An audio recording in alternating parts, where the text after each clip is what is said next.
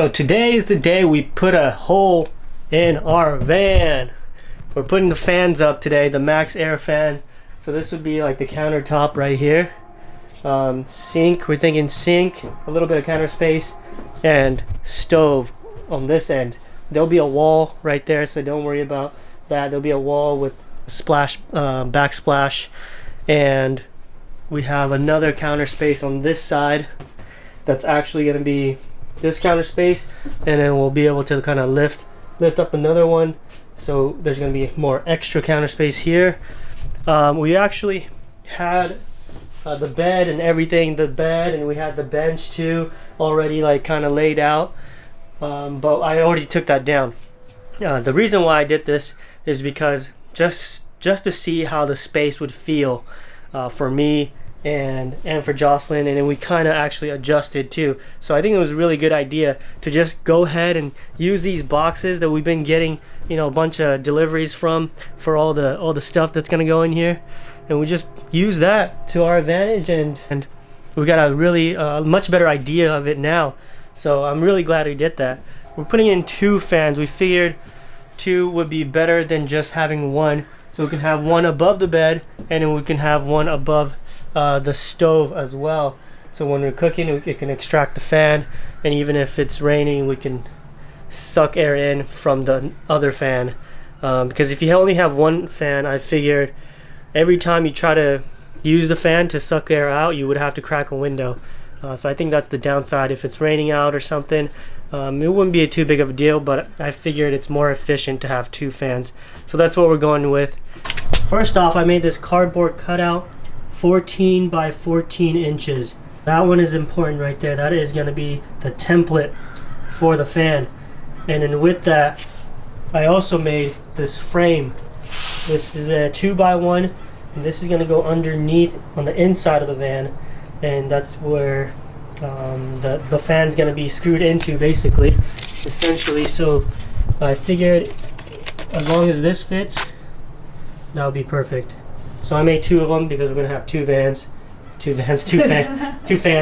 next thing I'm going to do is figure out exactly where the fan's going to go. So I think it's going to be right on here. Our van is not, the roof is not that big, so the solar panel, we will have to compromise. I was thinking 500 watts of solar, which is like 5 solar panels, but that's not going to fit because that's probably pretty much like the whole roof, I think. So we'd have to go like 300 maybe. I think that's where the first one's gonna go. I think that is pretty center. Alright, now I just have to drill a hole in the center. Do you need glasses? Yeah, I do. Safety goggles. Always. Here we go. A hole in the van. There we go. We're through. I think I'm gonna drill the corners too, so we know where to put the corners.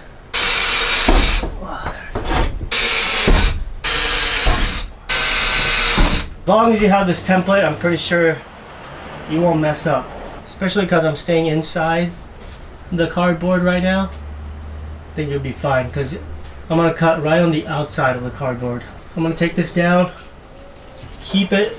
I want to put it back on the roof with the same orientation, so I'm not like flipping it, and the holes don't change positions. We're gonna put this trash bag up, so when I'm cutting, all the metal shrapnel will just fall into the trash bag, so it doesn't make a mess. This bag is not big enough. New hack. Use the Maxx Air Fan box to catch all the shrapnel. This is the frame that goes on top of the van, like so. So I'm just gonna double check the size here with my holes. Forgot my template down there, and I need that. Jocelyn! Okay, so now I just taped it off. So basically when I run the jigsaw along, it doesn't scratch the roof, the metal, right?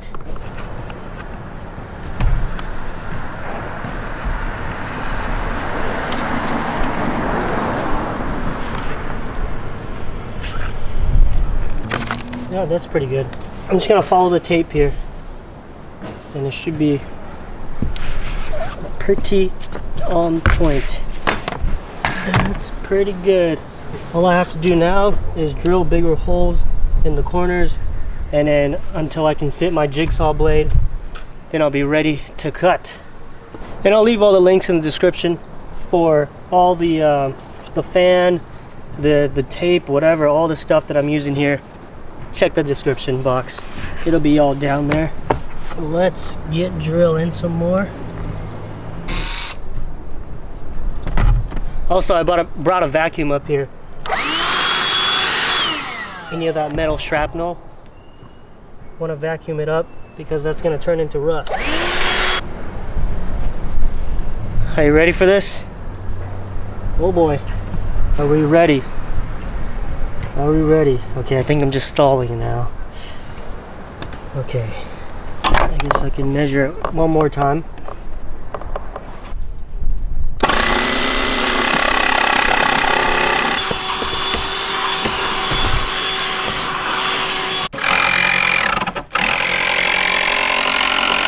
Okay, now I'm going to tape off the parts that I cut.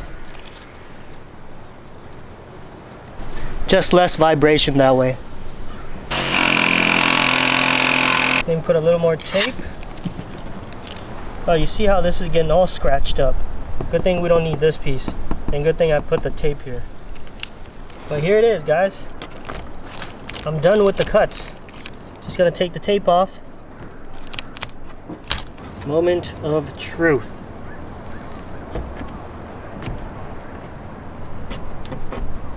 Okay. It's a little too small on this side.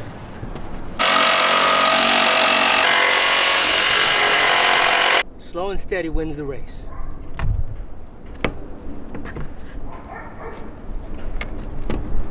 Okay. A little more right here. A little more. Bam. There it is. We're in. Yes. Just gotta use the metal file to file off the edges. I'm just gonna put this primer on there so it doesn't rust.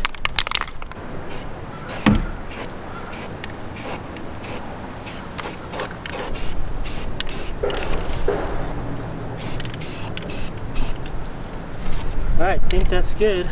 I'm thinking what the next step would be, and I think that's going to be to glue on that frame that I had in the beginning. I'm going to glue that onto the underside, and then put some Butyl tape around here, then put this on top, pre-drill these holes, and then finish it off with some sealant. This worked out well. I'm full of good ideas. Oh, we have a sunroof. Yeah, we do. Perfect for my plants. How many plants can I have in the van? No plants. 7 plants. 7 plants. Got some liquid nails. I'm just gonna put that on the frame.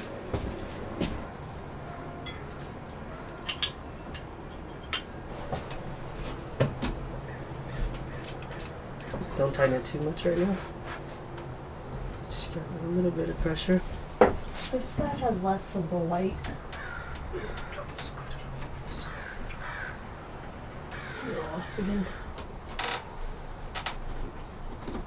Alright, we're gonna get started on the second one while we wait for that to dry.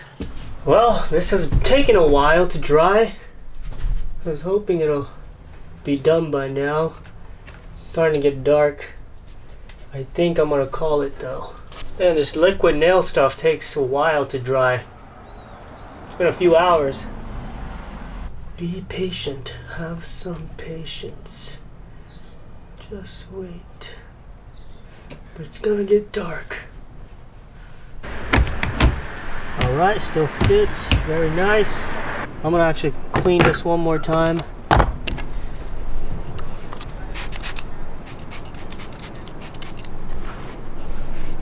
Nice and clean. Now, gotta put some Butyl tape down. Only little trick is right here, this part is lifted, so we have to match everything to this height, even though the rest is flush. we do have to kind of go off this one. A little bit of a, it's a little annoying, huh? Scissors coming up. Thank you. Boba coming up. So I guess we just have to kind of double it up on this part. Or actually the whole thing, really. Oh! You okay? He had injuries. Damn it. Oh, man. Oh my god, yeah. The liquid nails is not ready. I literally she's just standing. walked across. I've been standing to the side, and then I was like, let me measure the bed. She's standing right under this, and the frame fell down. I gotta put the frame back on now. Damn, we were getting so close too. Well, we didn't get it done yesterday because we were trying to get that frame still installed, and the liquid nails didn't harden. So now we're back at it again this morning, and we're gonna finish it up. This feels pretty good. So I'm gonna pre-drill all the holes.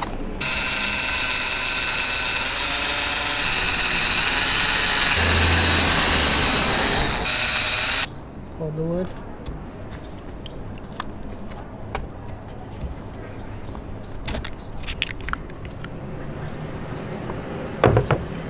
All right, now I'm just putting in the screws.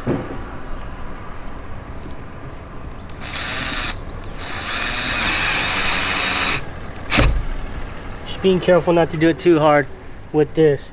I'll just finish it off with a regular screwdriver.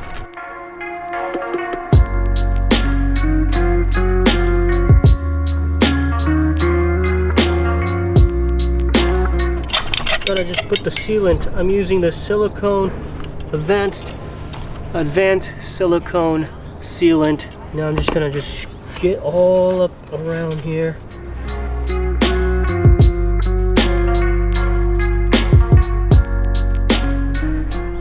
So a lot of people use what's called lap sealant, and pretty sure it's for the self-leveling feature of the ceiling. Because this stuff that I'm using right now, it doesn't level on its own. So I have to use this little scrape to try to like level it out. It gets real messy. So I guess the lap sealant stuff would work well. Yeah, much better in that sense. But for the sealing effect, I don't think it'll make too much of a difference. This should work perfectly fine. Right now, these screws are just half tight, so I'm gonna screw it down all the way now. Well, she ain't pretty, but I think she'll hold. Make sure this wire dangles down under. We just need to screw in the sides and we're done. I think some of you saw that I almost installed the fan the opposite direction. I think the opening's supposed to go towards the rear. So, got it in, looks good. Hopefully it's all sealed. I think it is. Once it's dry, I'm gonna just hose it a bunch, pour a ton of water on it, and just make sure there's no leaks right off the bat, because I don't want to do all the inside and then find out it's all leaking. That's looking good. And there's another plastic piece that kind of goes, a cover that goes on right here. But we don't need to worry about that until we actually put in all the framing, all the wood. So there it is, guys. There's the Maxx Air Fan install. A lot of the videos that I watched, they didn't do a frame, the wooden frame that I put in. A lot of them just screwed it right into the metal. I think the way to go is to definitely put a frame on it. It's not very difficult. It's just a 1x2, doesn't cost anything really. That'll just give the fan something to clamp down onto, rather than just holding onto the metal and then by the sealant itself. That can over time probably get loose and maybe fall off eventually. But with that wooden frame screwing into that'll give it a nice good hold, hopefully lasting years. But yeah, if you guys have any other suggestions or any comments, leave them in the comments below. Or if you have any tips for any future people that want to put their fans in, leave them advice down below as well. Alright guys, thanks for watching. If you liked the video, make sure to hit that thumbs up, and we'll see you on the next build. What are we doing next? I think we're doing windows. Alright, see you next time. Peace.